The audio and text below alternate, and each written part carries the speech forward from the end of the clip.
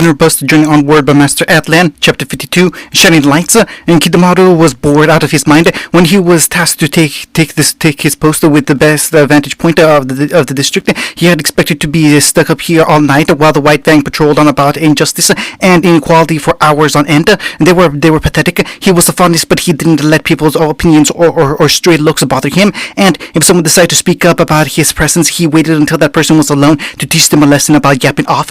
Anyway, he was expecting to lay here all night, eyed through a scope and moments away from dying of boredom, but then he finally spotted something. Some kids stalking out in an adjacent building and watching the warehouse the White Fang were holding the rally, probably waiting until after they let out to storm the palace or whatever. They looked like hunters in training, probably some doughy-eyed brats thinking they could make a change by attacking one single rally. It was actually kind of cute. He was looking forward to take them out. He shouldn't have reported it in, because then Zaku and Kidomaru stepped in, and now he was left to watch. It was such bullshit when he was the one that spotted them. He wasn't going to complain to Kidomaru, but when he found Zaku at the rendezvous, he was going to kick him in the crotch. The funny side and looked through the scope to see how the fights were going. Zaku looked like he was laughing manically figures while holding the instructor off with a few blasts from his hand cannons. And those poor bastards were sporting cuts and bruises from trying to withstand the power of his blasts. And on the other side, Kidomaru was facing off against another team of three. He would admit that he was surprised that they weren't already dead. The blonde guy had no hope against their elite fighters, and the brunette could barely keep up with him. But the redhead was actually putting up a fight and forcing Kidomaru on the defensive more than most people ever could. He looked busy trying to block and counter the redhead's sharp moves and weapon. Would he notice if he took out one of the other fighters? It would be quick. Kidomaru looked preoccupied with the girl, so he probably wouldn't mind it, and it didn't look like the blonde was going to be offering him up much of a challenge. Kidomaru smirked and looked into the scope to focus on his target. One shot, moving target, the scar over his forehead, 100% success. His screen widened as he took the shot. Before lurching back when he felt the weight shifting in his rifle, he looked down in shock to see the barrel of his gun had been cleanly cut into several pieces. Metal pieces clattered to the ground, and he looked around for what could have done it. Someone had found him. How the hell? Kidomaru didn't get another second to think as he heard something sharp fly through the air. On instinct, he raised his gun to protect himself as two protrusions burst through the body of the rifle and stopped mere inches from his face. Kidomaru allowed himself a moment to smirk before the protrusions exploded and revealed themselves as circular fangs, slicing through the rest of the rifle like paper. The sniper was shocked and stumbled for a moment as the pieces fell to his feet, and in that instant, a cloaked figure popped into his sight, grabbing the fans out of the air and landing a spinning kick into his chest. He was sent falling back. He was but rolled up to his feet again to prepare for a fight. But a second figure dropped down in front of Kidomaru and quickly forced him on the defensive. The spider faunus was clearly overwhelmed in the close quarters matching, failing to raise his guard up in time for quick punches and nearly faltering under the power of the kicks. Kidomaru raised his arm to defend against the axe kick, but froze when it stopped an inch away from contact with his guard. The cloaked figure made a feint and spun before landing a powerful side kick into the faunus' chest. Kidomaru yelled as he was knocked across the roof completely. He saw the cloaked figure making a run to catch up to him again and finish the fight. Kidomaru growled and reached out as he fell over the edge of the building. His hand made contact with the side of the structure, and he immediately stuck to it. Kidomaru looked up to see the cloaked figure leap over him, going unnoticed that he was stuck to the side of the structure. The spider faunus kicked out and landed on his attacker's back, sending him falling into the pavement below. The sniper crawled back up the building and pulled out another gun to shoot whoever awaited him on the roof, but there was no one there, and when he looked back down, he saw his speedy attacker hadn't slammed down into the ground either. Shit! He holsters his weapon and pressed his ear. Zaku, Kidomaru, I've been compromised. Some others found my position and took out my gun. I've got to lose them, so you're on your own. He didn't get any form of response in return. That wasn't unnatural for someone like Kidomaru, but Zaku would have at least chided or insulted him for getting caught. Looks like they were really into their fight after all. It didn't matter. Kidomaru wasn't going to risk getting caught. And so, you all done? Roman chatted condescendingly towards the crowd of faunists after the veteran White Fang members had gotten them to calm down. He stuck his pinky into his ear and cleaned it out before joking to the multi-haired girl joining him on the stage. I get quite the reaction, don't I? The nude girl slowly ran her finger across her throat before her head slumped to the side. Yeah, but it's still a reaction. He shrugged before kicking up his cane and holding it under his armpit. Now, no reason to throw a fit. Let's get this out in the open. Yes, I am a human. Please hold your groans of disgust. Allow me to make my point first. He held up his hand to stop another wave of arguments. Yes, I am human. I spend almost every day working with humans, interacting with humans, being around humans. I am a human, and they are just the worst. He smiled that he saw the statement that got most of their attention. Amateurs. Now I know that when most of you come here today, you are hoping to join in order to wreak havoc on a specific bunch of humans. Maybe that boss that won't give you a promotion because you got an extra set of ears. Maybe that guy from across the street that pulls your tail and laughs. Or maybe you tried to ask a special someone to go out and they were like, ew, no. I'm sure all these were good reasons to come and join. But here's the thing. That is so small picture. Torchwick grinned and opened his arms. If you want to get back at those people, really make the humans hurt, then you gotta hit them where they'll crumble down and cry. And some of the crowd started nodding and voicing their agreement as the orange-haired crook continued. Those folks in the council that never change their laws, so they can always benefit while you are all just barely scraping by. The police but the police force that gets away with brutality and misappropriation of you poor folks, and the schools train the huntsmen and huntresses of the next generation to keep things exactly as they are with you all under their boot. Do you want to get back at the humans and make them feel what you feel? Then you hit them there. You hit them where it hurts. The whole crowd started to cheer, completely forgetting a moment ago they were booing the speaker as he riled them up with exactly what they wanted to hear. Blake grimaced in disgust at how the charismatic criminal generalized all funniest discrimination and equal rights efforts as being laughed at and wanting to kill them in return. But she was even more horrified at just how much of a reaction it was getting from all the funnists. Just listening to him and talk makes my skin crawl, but he has to say something, right? It can't all just be rhetoric and lip service, can it? She was waiting for a response from her partner, but only heard the cheers and yells of the crowd. Blake looked and saw him staring off somewhere from the center stage. Naruto, look. Blake followed his side and saw two men were to each other off stage. They were overshadowed by Torchwick and his grand speech, but now that she had spotted them, she was more focused on those two. They both had their faces hidden with masks and both red-haired, but one had ears on his head and the other looked older with a beard. The older man kept conversing with the younger one, having a quiet conversation that was drowned out by the cheers. Blake shook his head. What is it? I don't know. Naruto clicked his teeth. Something just doesn't feel right. You should all count yourself fortunate that you joined the White Fang now of all the times. Torchwick continued with a slimy smirk. You see, the organization has been going through something of a rebirth lately, branching out, picking up some pretty interesting partners, and of course expanding the vision. This has been possible by focusing on the manpower. For example, Torchwick stepped to the side and offered the stage for someone else. The Beacon students watched the older red-haired man say something to the younger faunus before stepping up to the platform. The older man's shoulders sagged, taking a deep breath as his whole body glowed. Naruto Blake's eyes widened. Oh no! The dread was drowned out by the crowd's shock. Once his entire body became cloaked in a dark red aura. The faunus looked out over the crowd in silence as Torchwick stepped forward. You lot have probably heard the stories about magistries and menageries, right? Well, it wasn't just a fairy tale to make sleeping easier at night. The faunus folk that braved way for your ancestry centuries ago are real, and the White Fang are bringing them all back together to help rewrite your world once again.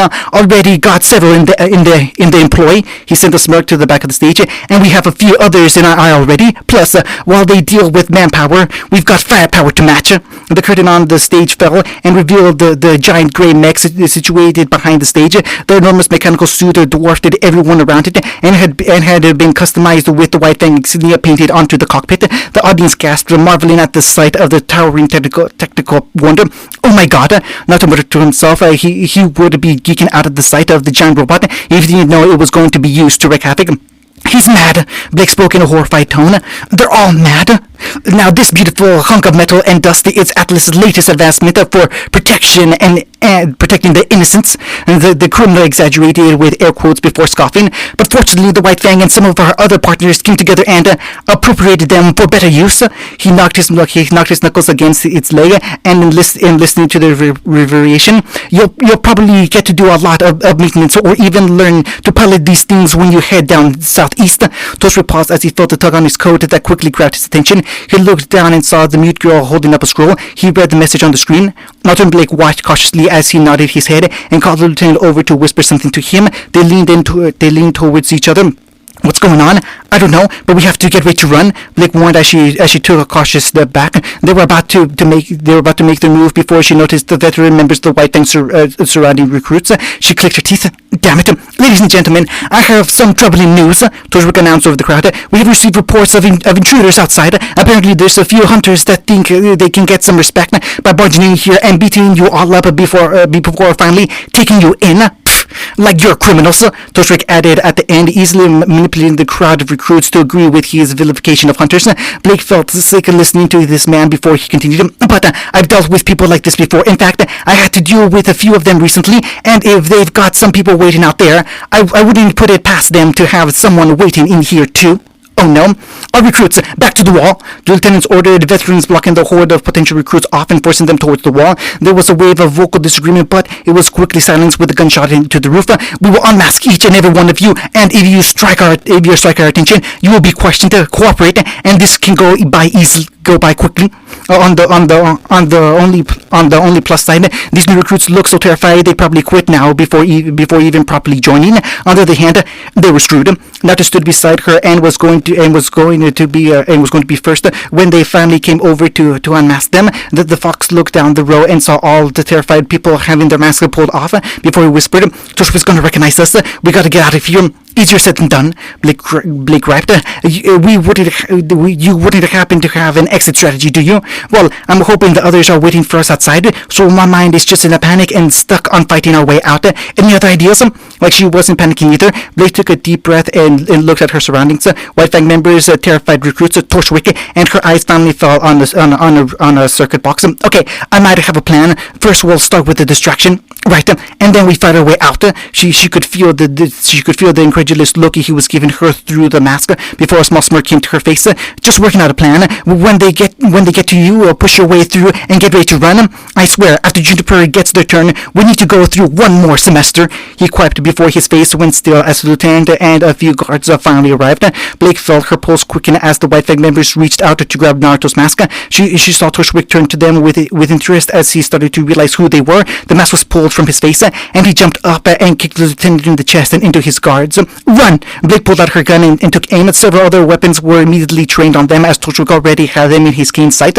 But Blake shot first and blew out the circuit box, sending the whole room into total darkness. This did nothing to halt the Faunuses aiming at them with their night vision, but it robbed Toshwick of his sight as he pulled the trigger and sent a flaming blast into a random direction. And in the screams and pandemonium, they made a break for it while the sound of hissing metal came from behind them. Hunting.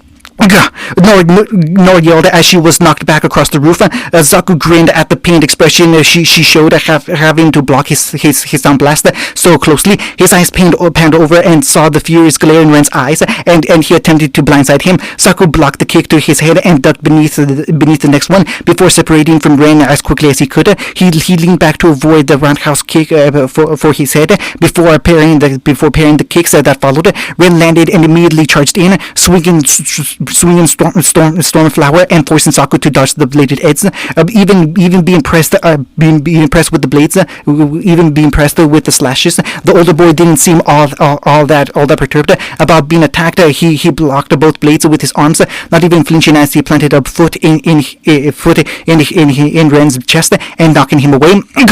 Kiba roared as he left Haku with his fist reeled back and Tonfa in his grip. The black-haired man ducked under Kiba's swing as the brunette stumbled on his feet and charged back at him. The jets on the back of Kiba's weapons ignited and propelled him forward. Zaku caught Kiba's wrist before they could reach him. The two struggled to get any leverage on the other as Zaku smirked and taunted the brunette. So what was your plan for all this exactly? You didn't just come here tonight to spy and see if you'll get lucky taking out some white fan guys, right? Anyone else we should worry about? I bet if we look around and get you all together, we'll... Kiba slammed his forehead into Zaku's nose and shut him up. He attempted to tackle him to the ground before Zaku twisted Kiba's arm and slammed his shoulder into the student's sternum. They separated, Kiba rolling backwards before aiming the muzzle of his tonfa at the older boy. Ren, now! Zaku whipped around and saw Ren back on his feet, and machine guns trained on him before they pulled the trigger. The black-haired man yelled and threw his hands out, releasing two massive blasts of air and sound to block the barrage of bullets on both sides. The air rippled from the funnel in his arm and rendered the bullets inert, making them clutch to the ground. The two boys stopped firing, and Zaku finally lowered his arms with a smirk. Ha! The tall boy blocked the sudden hammer swing with one arm before he was sent flying across the roof. His body rolled along the gravel of the roof before finding his footing and getting back on his feet. The bubbly hammer wielder proudly held her hand on her hip and bellowed, "Ha ha ha! You were too preoccupied with the small fry when the biggest threat was here the whole time. Ha ha! Nora!" The two boys came to her side quickly. "Are you okay? Are you hurt?" Huh? She almost seemed startled by their arrival before she nodded. "Oh yeah, I'm fine. That weird sound thing hit harder than I thought, but no worries. But it was a direct hit, and your ears are bleeding." They noticed the drops of red staining her ears. "It's fine. My ears bleed when I turn my headphones all the way up, so no worries." The plucky ginger just waved off their concern and endeavously grinned. "So how do we handle Mr. Boombox over there?" Ren's eyes wandered over to the figure of their foe, his gaze lingering on the red glass in his palm that probably enhanced the power behind his staggering sound waves. But Ren looked at the tear in Zaku's shirt when Nara had hit him and saw the growing black bruise on the skin. And even though the arm was shaking for the pain, Zaku didn't pay it any mind. Either he felt no pain or he had an immense threshold for it. Whatever we do, we should do it quickly. And this is not an opponent I wish to prolong a battle with. You and me both. Kiba suddenly felt a vibration in his pocket, and he heard a ringtone coming from both Ren and Nora. What? They looked back when they heard the sound of shattering glass and saw Blake and Naruto jumping out of a warehouse window, immediately followed by the sound of an entire portion of the warehouse ripping apart when a metal monstrosity came bursting through after them. Nora drawled, They're not gonna be happy to see us later." Hunting. On the bright side, one of my friends is a robot. I've got a ton of cool friends that do cool things, and that's awesome. Not so bright side. I'm stepping in something, and I think it's crawling up my boots. Ruby lifted herself out of the dumpster and shivered in disgust. "I'm so gonna be mad at Penny the next time I see her." Her pocket started to ring, and she immediately went to pull it out. However, she lost her balance and fell flat on the ground after finally getting out of the dumpster before groaning into her scroll. Hello? Ruby! Blake, but this is Naruto's. Ruby! Naruto, what? We're in trouble. Toshrik spotted us at the rally and is chasing us. We didn't get any support from the other two teams, and we have to outrun him now. Well, you two can totally outrun him. He's in a giant Atlas mech suit. Oh yeah, that's harder to outrun. Call the others to come help. Quickly! The call abruptly ended as Ruby immediately started calling her partner and sister. I knew this wasn't gonna be a totally boring mission after all. Hunting. Through here. The two funnies rounded the corner and slipped through an alley to evade Toshwick's pursuit.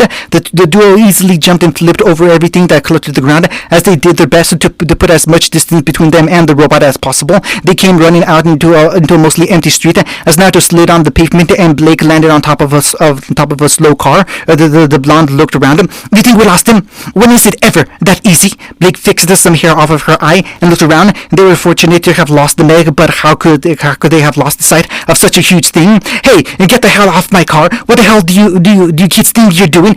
"Found you!" Toshwick's voice was projected over the streets as the paladin slowly started to stalk out from around the building. Its large, awkward frame scraped against the sides of the building to this large concrete and stone. "Here, kitty! and foxy, I guess. You should probably go, Naruto warned the driver, who immediately started speeding down the street. Blake swiftly walked off the end of the car and stopped by the blonde's side as they watched the mech square off with them.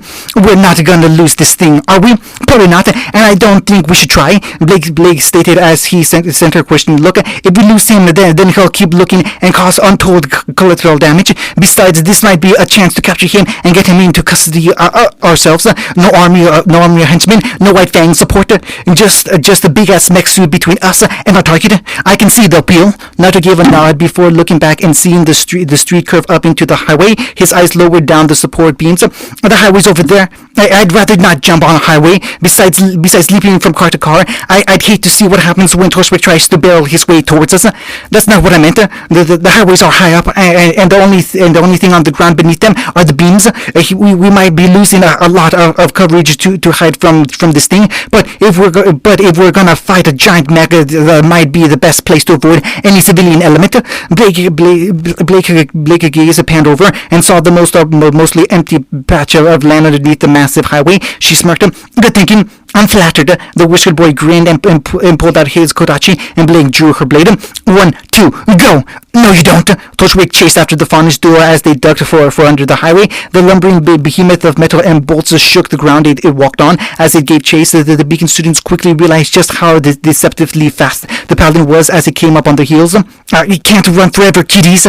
Blake grit her teeth and sped up to reach the pillar, and Gamble Shroud shifted into its sickle form as she leapt off a shadow's back. She stuck to the side of a pillar and looked down as Naruto instantly got the message. He cloaked his aura around his forearm and jumped as Blake threw him the sickle end of her weapon. Blake gave a mighty yell when he caught it and pulled on the ribbon, swinging Naruto around before it caught against the pillar and sent Naruto flying towards the paladin. The blondine slammed his fist against the shoulder of the mech and staggered it for a moment, but the entire robot's body turned and knocked Naruto out of the air, the blonde only having a moment to block before he was sent flying. Lasers trained on his prone form and missiles starting to fire out of its cannons. Blake came flying in and grabbed him out of the air, the missiles colliding and exploding overhead. Naruto tied a wire around its wall and charged towards the paladin once he was back on the ground. He spun the blade at his side while the giant mech reeled back its fist to attack. The giant came falling down like a hammer, and Naruto slid out of its way at the last moment. The concrete beneath it was crushed as Naruto wrapped the blade and wire around the limb and pulled it with the force of his cloak. Blake charged in and leapt on the arm. She whipped her sickle around rapidly and struck the body of the paladin in an instant. However, her strikes did nothing to weaken the whole of the mech, and after a moment, Naruto had to pull back his wire before he was yanked off his feet. The paladin forced two students to retreat as its driver cackled through the intercom. Nice try, but you're gonna need to hit a little harder than that if you want to actually break this armor. It started its firing blast. Now let's see how you two like getting nipped at the heels. The duo did their best to avoid the blast being fired directly at them. With a yell, they separated and ran to avoid the onslaught of firepower. Blake vaulted, flipped, and jumped off of her shadow as fire ignited behind her. Naruto had to slide and somersault away from the explosion that littered the path behind him. Torchwick cackled and fired missiles to boot. Go! Let's see how you handle this round. The paladin stumbled as the missiles exploded the moment they exited the turrets. The behemoth staggered back. Naruto and Blake getting a moment of reprieve. The mech found its footing while its lasers trained on the attacker. Torchwick! Ruby's voice carried as she cocked her weapon for the next shot. Don't think for a second we're gonna let you hurt them. Oh, and once again you all clumped together like an infestation. So tell me, Red, what we might you be referring to? Because I got the animals on the ropes, and you ain't gonna cut it against my shiny new suit. Ruby's response was a cheeky grin as an engine roared and a yellow bike drifted behind her. Yang's hair whipped around from her sudden swerve as Sasuke perched himself on the back of her bike and aimed with his sheath. A massive kinetic blast gathered at the barrel of his gun before it finally released and flew at the paladin. It exploded against the hull, and Sasuke continued to fire as the bike sped towards the mech. Yang's bike closed the distance in a matter of seconds, spilling towards the bulky metal figure as explosions littered its whole body. But the paladin withstood the barrage and spun out to catch the motorcycle as it approached. The bike went flying through the air before spiraling into the ground. No! Sasuke heard Yang back as they landed beside Ruby and the others. The blonde girl desperately tried to pull herself from his hold and cried for his bike. "Baby, speak to me, say something." Her body slumped in his brace before her eyes turned blood red, and Sasuke was struggling to hold her back. "I'll kill him! I'll tear him apart! Let me at him!" You think she'd have that kind of response because we were being attacked? It's okay, Ruby assured the fondest duo. Yang loves you guys. She just loves the bike a little more. Ugh, and now we got more scampering little jerks. Torchwick sounded exhausted as the paladin walked out of the smoke from the explosions. How many more of you do I have to expect? Ha! The paladin looked down as a white figure dropped down in front of it and swung out her hand. A massive glyph formed under the mech before propelling it off of its feet and sending it falling to the ground. White quickly jumped to join the other side of her comrades. She took a deep breath before flicking her ponytail over her shoulder. That thing is much heavier than I anticipated. Grr. Yang finally found her composure even as her eyes were still red. She looked around. Are we the only ones coming here? Looks like it. Good. More for me. Hunting? Kimaru kicked John's leg out from under him as the blonde boy dropped to the ground. The white-haired man raised his bone weapon to block Apira and Tenten on both sides. He pushed them back and fended off the swings and strikes with expert movements. He parried and countered the attacks before finally swinging to the side and forcing Tenten into defense. The bunny-haired girl guarded herself, but the agile fighter snaked his leg around her arms and sent her sprawling into the ground. Apira yelled as she threw her javelin at Kimaru and forced him to drop out of the way. He pushed back up his feet and raised his guard. As Pierre swung her shield for his head, the champion kept stepping in and fiercely swinging Akuo for his body. The bone wielder leaned away from her attacks before he started striking back with the bone blades. She jerked her head aside to avoid the thrust before grabbing the outstretched limb and pulling him off his feet. He slipped out of her grip and threw a kick for her head that forced her to duck. Kimaru attempted to attack again, but flipped over Pierre's javelin as it came rocketing back from behind. The redhead expertly caught her weapon and left Kimaru open for Tenten. The assailant raised his arm to block her strike before it exploded against his guard. The bunny-haired girl roared as she pushed through the smoke to attack him, but her excrema met a dull thud against the layer of bone over his arms. Once again, he was pressured on both sides, but knocked their attacks away. He grabbed a hold of the javelin and excrema before kicking them both. His feet met Pierre's shield while striking Tenten proved futile, with her steel coating her chest. Ha! John charged in and tackled Kimaru from between the two girls. He pinned the white-haired man down and attempted to strike him, but Kimaru quickly locked his arm. He slammed his head into the bridge of John's nose. Kimaru slipped away from the blonde and kicked for his head as the point of a bone sprung from his foot. John was yanked back before the bone could hit his head. Thanks. This guy is tricky, Tintin whispered as she helped him to his feet. We have to cut him off so he can't move.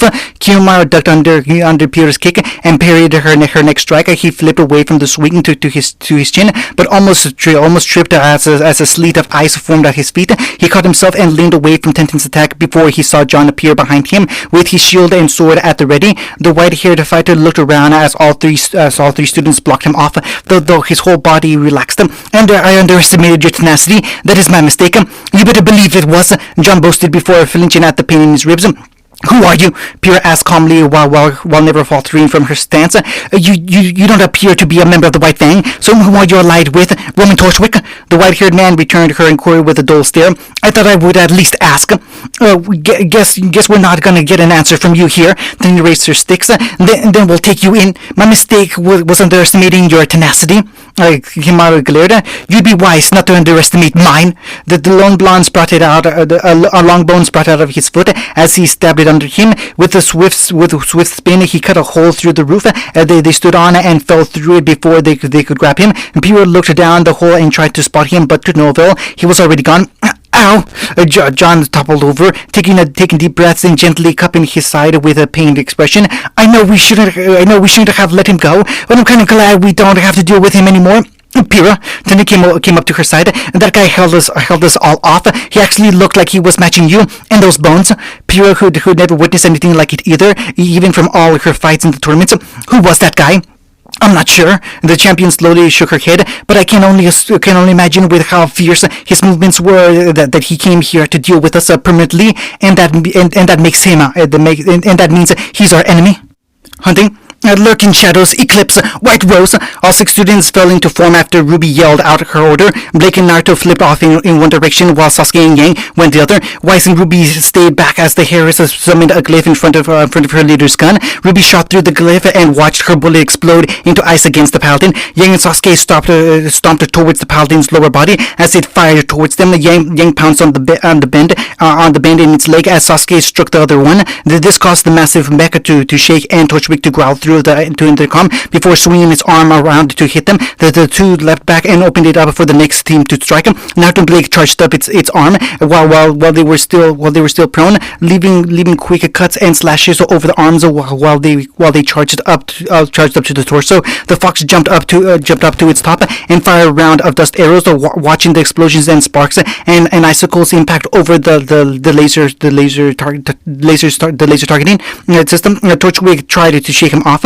but didn't see Blake approaching, dashing in and slicing the lasers to pieces. Even with one destroyed, the other 3 picked up the slack as lasers trained on the hunters in training and fired a wave of missiles. The teenagers immediately bolted and weaved around to avoid getting caught in the explosion. Ruby sprinted and yelled at the top of her lungs, "Freeze or burn!" Weiss and Yang swerved towards each other and continued to charge at full speed. Weiss thrusted Mutanaster forward and created a dozen icicles that shot at the blonde girl. Yang raised her fist and fired several kinetic blasts that intercepted them and redirected them to mist and steam.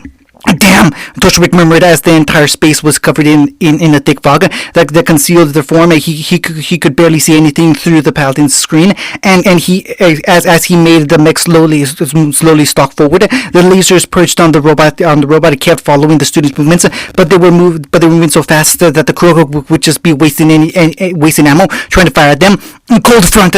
The paladin looked and jerked back as Torchwick grit his teeth in anger. He looked through the screen to see several long icicles sticking out over the body of the mechs, while large patches of ice stuck to its joints. The fog cleared to reveal Sasuke and Weiss standing in front of the white and yellow glyphs layered over them. The two attacked through the glyphs. Weiss's thrust becoming projectiles icicles as Sasuke swings blasts the waves of ice out to hinder the paladin's movements. Petal Storm. Naruto took hold of Crescent Rose's blade with his hand covered in oil. With a roar, he started to spin the scythe around him. The short girl tightly holding onto her weapon as she became a red blur around him. He finally let go and sent her flying towards the mecha. Ruby fired a few shots to make her spin like a wheel before she sliced through half of the paladin's arm. The paladin's upper body spun around and fired a blast of energy at Ruby's falling form. The hooded girl raised her weapon to block, but gasped when Yang came flying over and grabbed her from the air. Her sister took the brunt of the attack as she fell and hit the ground hard. They moaned in pain, but Ruby kept going. Checkmate, Predator. The paladin spun back around and fired towards the approaching figures. Naruto and Sasuke charged through, avoiding the blast of energy by a hair's breadth. It pulled back its remaining arm and threw a punch at the two boys. They took it on full, raising their weapons to block it and lowering their stances to better take the force behind it. The ground beneath their feet cracked and they grit their teeth but held the mech at bay. White and black blurs jumped up from behind them and landed on the arm. Weiss stabbed the limb with her rapier and watched his eyes grew out from any open split in the metal. With the arm damaged, the Blake yelled and brought her blade and sheath down together to slice the arm off completely. Ladybug. The turrets on its shoulder slid open and released the rest of its ammo. The entire empty expanse was covered in explosions as the teens were forced to retreat.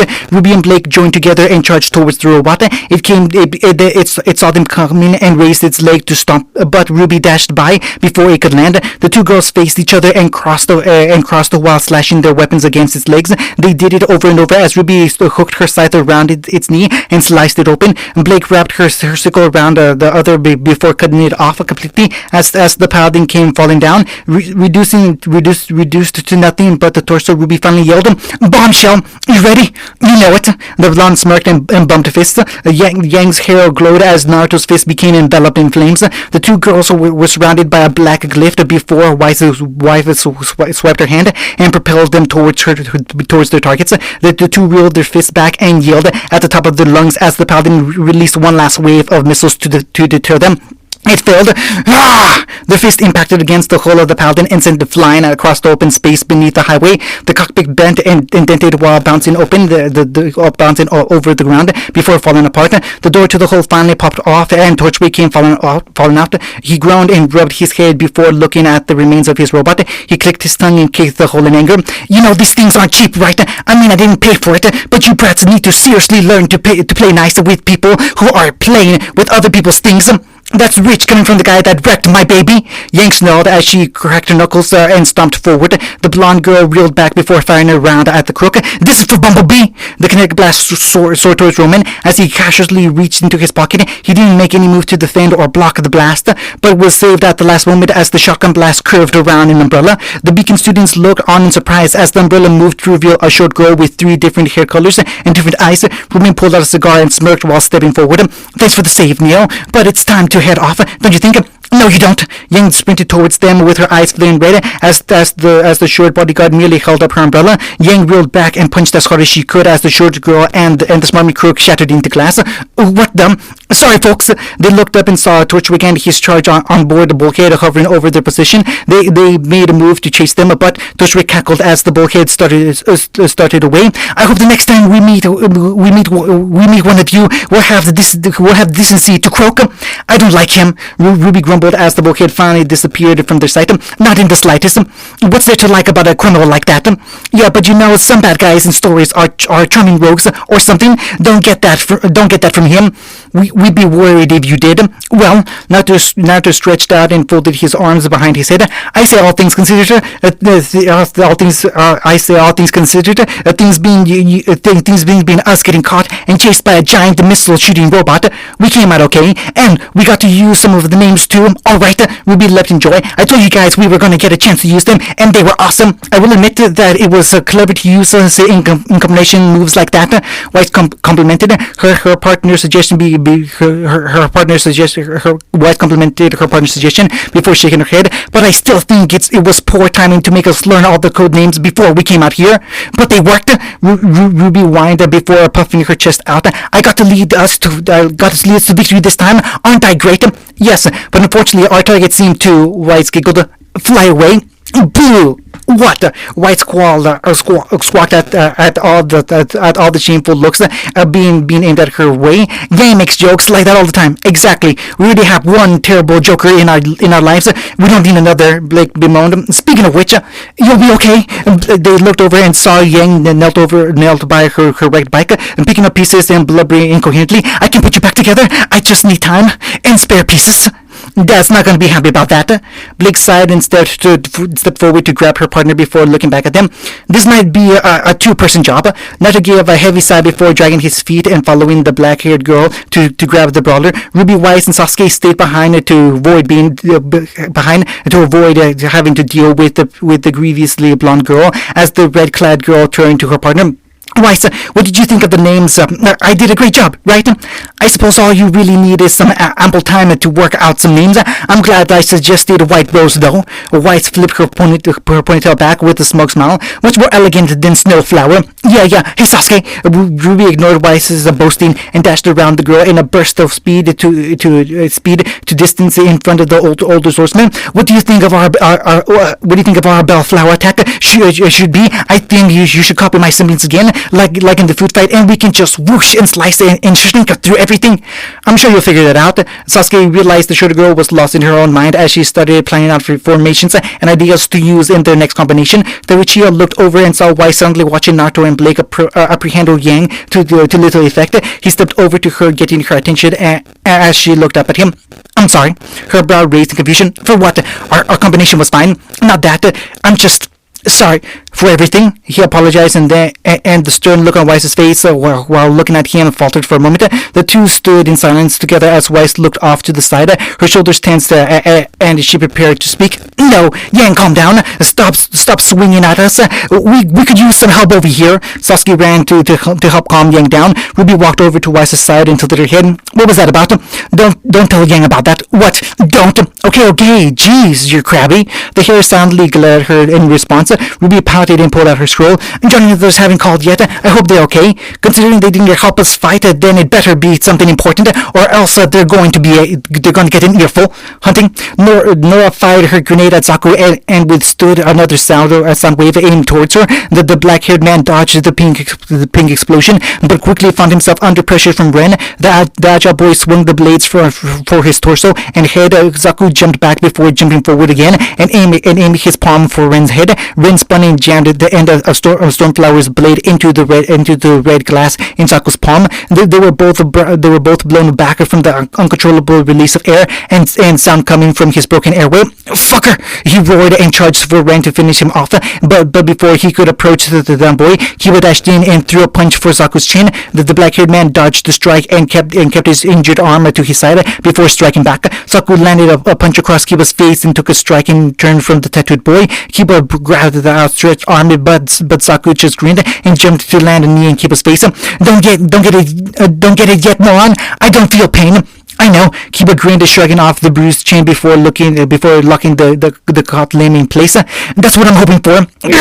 Nora swung her hammer up into Zaku's elbow and watched the arm crack and bend upwards. An arm injured and now the other broken. He couldn't stick around. Even with his arm broken, Zaku grinned and released an unstoppable wave of air from the broken limb directly into Kiba's ear. He sent the brunette falling over with bloody ears and used the chance to run for the stairs. With them more focused on helping each other out with their injuries, Zaku ran down the stairway and jumped over the side.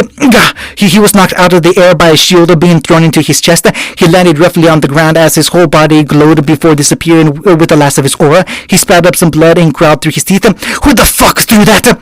I did. Pure walked over with her shield secured over her arm once again. Tintin and John followed before spreading out and blocking the injured man's path. Am I correct in assuming you're the reason our friends call cutaway early? Yep, that's him. And Kiba groaned as he, Nora, and Ren made their way down the stairs. Be careful. He's beaten, but he doesn't feel pain, and I'm pretty sure he can still attack with his arms. Are you guys okay? John asked with concern once he saw the tired expressions and small cuts that littered their bodies. Just some bruises and bloody ears. No worries. Nora quelled her fear with a grin. The two teams surrounded the injured man and left him no room to escape. Kiba rolled his shoulder and snarled, "Okay, jackass, just sit down and listen. We're taking you into the authorities." And Pure continued while raising her blade. "We have some questions to ask you, and you will comply. Agree, and we promise no more injury will come to you. Let me go. No, let me pass. Damn it! I said no. Fuck!" He yelled at the top of his lungs and stood up before looking around. Nowhere left to run, an injured arm on one side and a broken one on the other, and no more aura to spare. He started breathing heavily, almost hyperventilating as he jumped in place. Can't believe it actually happened. Can't believe I actually got caught. Oh man, this sucks. And I know the others are never gonna stop talking about this. Fuck. Just come with us peacefully, and no one has to get hurt. Zaku finally stopped jittering around and gave a dry chuckle. He looked between all the Beacon students and started to cackle. "Sorry, kids, but that ain't how it works. In case like this, someone's gotta get hurt. Really bad." He raised up his injured arm and aimed the broken airway towards Kiba. They all raised their weapons to retaliate, but froze when he placed his palm against his temple. Kiba yelled, "Don't!" Zaku released a blast of deafening sound and air against his temple and sliced his face up. They all reeled back in shock as blood seeped out from the lacerations, and he did it again and again. His body finally slumped over lifelessly as the students looked on in horror, a puddle of blood pulling under what remained of his face and head. John turned away to gag and vomited from the sight. Rin was quick to Nora's side and hid her eyes from the horrific display. Tenten and Pira could only gape at the horrific sight before they looked up to see Kiba doing the same. What had they gotten into? End. Chapter 52.